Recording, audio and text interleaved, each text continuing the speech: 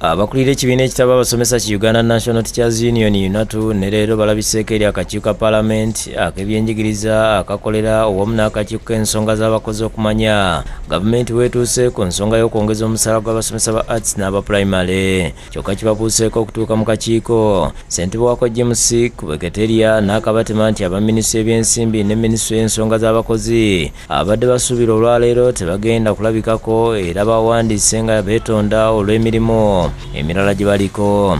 And today we're supposed to have Ministry of Finance and Ministry of Public Service for the second time.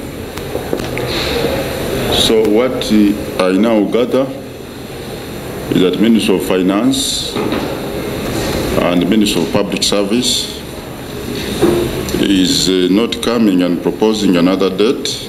Kino kijja abaka mu mbeera ne batabukira minisitule y'ebyensimbi olw'okunyomoola akakiiko buli lwe babayita n'obutassa kitiibwa mu nsonga y'abasomesa ba arts yavaako n'akeediimo. I think Ministry of Finance has grown wings and they are not respecting this committee.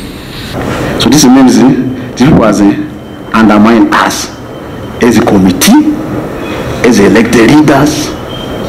So this is not the first time. Abaka abamu batadde ku nninga ssentebe waabwe ayise ebiragiro ebikaka minisita w'ebyensimbi Matiya Kasaija okulabikako eri akakiiko n'awatali kulemwa ng'akozesa obuyinza obumuweebwa ssemateeka n'etteeka erirambika enkola y'emirimu mu Paalamenti.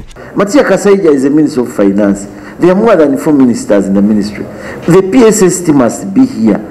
Because what we want to do is to have this matter solved once and for all. Wabula Kubeketeria alemeddeko n'alagira kalani w'akakiiko addemu okuwandiikira minisitule y'ebyensimbi ne minisitule y'ensonga z'abakozi balabikeko eri akakiiko ku lw'okubiri lwa wiiki ejja bamalize ensonga.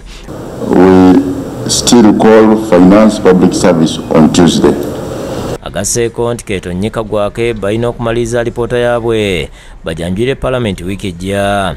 Come rain, come sunshine, next week our report is going to be on the floor of the House. Ssentebe wa UNATU tumuyimbise Zadok ne Ssaabawandiisi Philbert Baguma bongedde okusaba Paalamenti ekozesa obuyinza bwayo okugonjoola ensonga eno efuuse kagumba weegoge ng'emmere y'omulima. If the parties were committed, these issues should have been handled a bit earlier than now, and the education of our children wouldn't have been disrupted. So, Mr. Chairperson, government allocations zikolebwa mu Parliament.